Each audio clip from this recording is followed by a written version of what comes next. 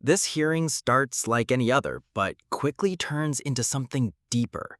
A 23-year-old is back in court for violating probation with just one drink. Simple, right? Not even close. What unfolds is a raw look at trauma, grief, and the way people try to cope. Her brother steps up and drops a truth bomb. She's not reckless, she's hurting. And the judge, she doesn't just hand down punishment. She listens, pushes, and exposes the pain hiding behind bad choices. If you think this is just another courtroom slap on the wrist, keep watching. You'll see exactly why this one cuts deeper. Presented by Attorney Chelsea Hahn. Mr. Rand, what was going on that you couldn't even wait a month before you went back to alcohol? I just had a drink a couple of days before. I can't really say what exact day. Okay, why?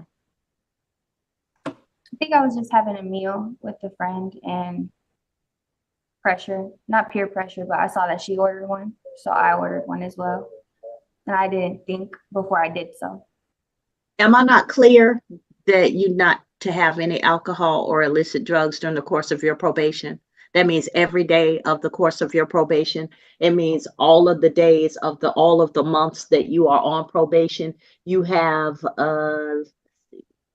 10 months and 12 days. So for the next 10 months and 12 days, you are not having alcohol. You're not having NyQuil. You're not having medicine with alcohol in it. You're not having rubbing alcohol on your body. Are we clear? Yes, ma'am. You're not drinking. If you want to drink, have a milkshake. I don't know, but we're not doing alcohol, ma'am. Yes, ma'am.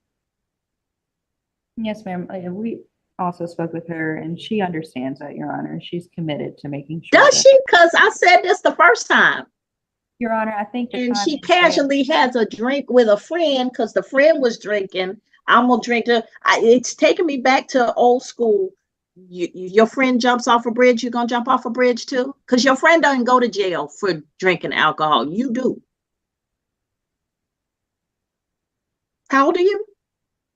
23. Yes, ma'am. Ms. Hahn.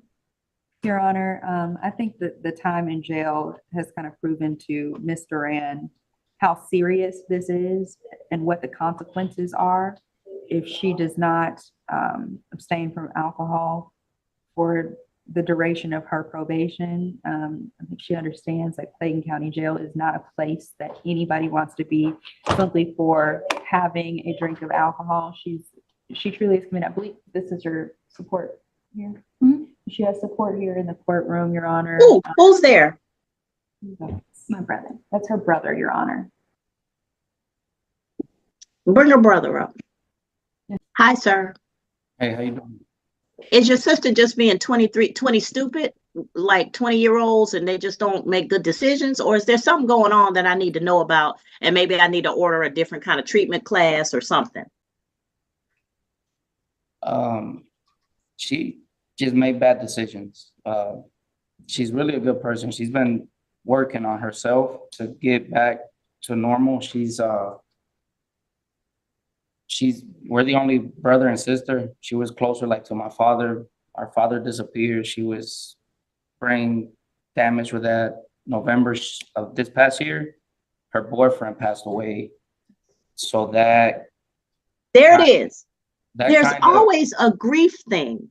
I can almost see it sometimes because in her persona, it's I'm tired. I've given up. I'm going through something. I can see it. And so the reason I called you up, because this ain't just regular 20-something behavior. Like, that's reckless. But generally, if somebody tells you, hey, you're going to go to jail if you do this, then there's some thought that goes into it. But here, she's trying to numb something. So she's grieving, is what you're telling me. Yeah, and I know that it's not the right thing when she goes, if she drinks or whatever she looks for to come. I got you. It's not, but at least I know what it's about. If I can understand what is driving people to do things, then I can make some adjustments. I don't want to just punish her and never get to why she's doing it. But if you tell me she's grieving, I get that. Thank you for that. It's been hard. It's been hard for me because I kind of raised her. My dad wasn't really around. I'm get you. 34 years old and I've been in her life since I was 10. Yeah. So I've always carried her on my shoulder. It hurts me. It hurts me to say this. I'd rather see her in here than see her out. But of course, I don't want her in here. The reason why I say that is because I don't want her getting hurt. You want her safe? I want her safe. That's all. You know, I mean, okay. I went to jail. I went to jail a month ago because of this. You know, I got put my hands on her by pushing her in her room, taking her phone away. And then I ended up going to jail because if she was drunk, she will go back. She just got her license taken away. But all I'm doing is to save her. I got you. I already understood what's right from wrong, and I just want her to be safe. That's all. That right there, that's one of the realest moments we've seen in a courtroom all year. Her brother just laid his heart bare. He's not some distant sibling. He helped raise her, stood in for an absent father, and even ended up behind bars trying to protect her. That's the type of emotional fallout we rarely see publicly. And this judge, she gets it. She spots the grief, the trauma, the weariness hiding behind that 23-year-old face. This isn't just about rules being broken. It's about lives unraveling under pressure. What would you do if your little sister was spiraling and no one else was stepping in? Would you have done what he did? All right, that helps me. I appreciate that. Thank you, sir. Let me see, Miss. You can go have a seat for me. Let me see, Miss Duran, for a minute. Miss Duran, when I can figure out what's going on with people, it helps me a lot, and it might help me help you.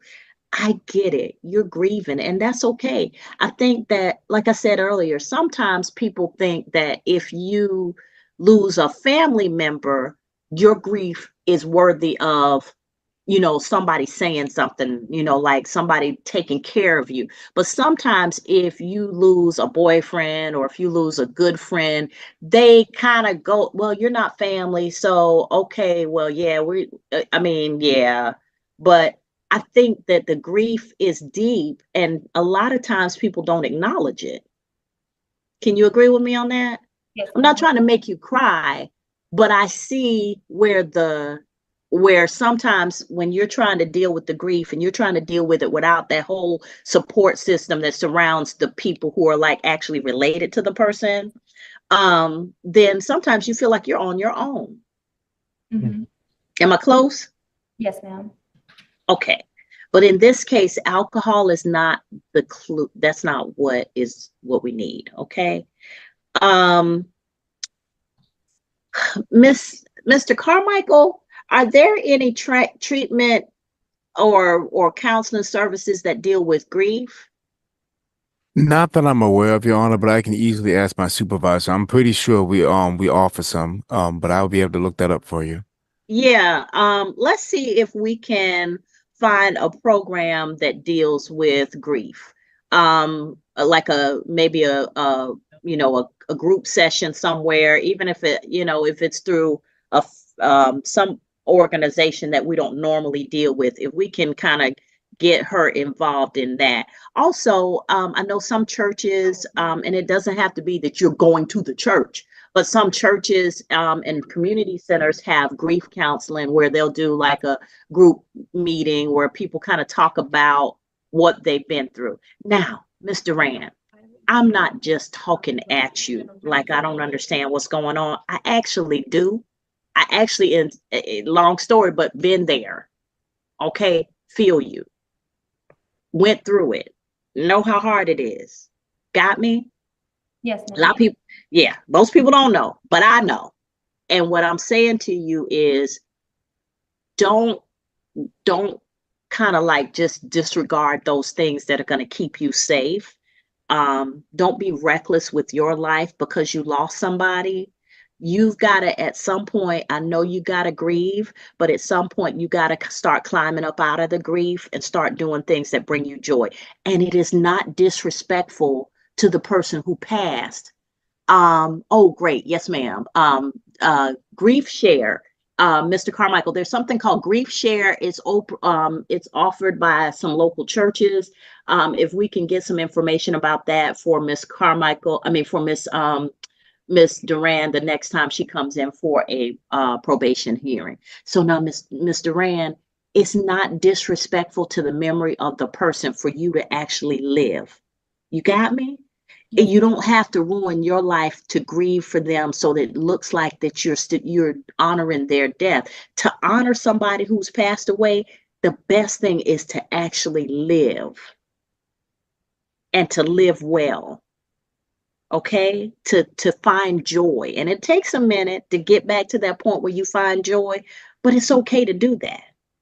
It's not disrespectful. It doesn't mean you didn't love them. It doesn't mean that you didn't genuinely grieve them, but it's okay at some point to get back to that situation where you laugh, you have fun, you're finding joy.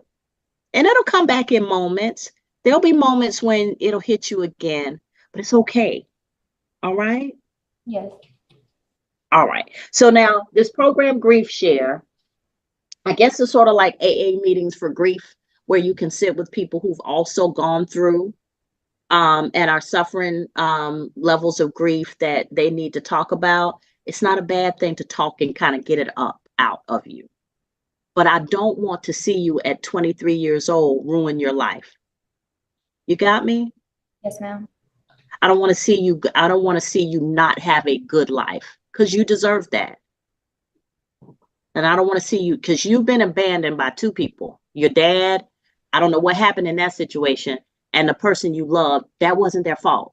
But they're gone, and you feel that loss. But it's okay to deal with it, and it's okay to eventually come back and find joy. All right? And I want that for you. You see, I'm not just beating up on you. I want to figure out what the problem is, because I don't want to just say, boom, boom, boom, boom, boom, bad, bad, bad. Because people are motivated by things, and I figured it was something. I didn't figure you were just saying, oh, Judge, I don't care what you're saying. Got me? Yes, ma'am. All right. So now what's the recommendation? Let's talk about that. Yes, Your Honor. Probation recommends credit for time served, return back to probation, monthly screens every visit. I like that recommendation. All right, so we'll do that. So, Miss Duran, you'll return to probation. You'll receive credit for time served, and you'll be screened monthly to make sure that we're not making these mistakes again. Are we going to do it the right way? Okay. Yes, ma'am. All right. Thank you.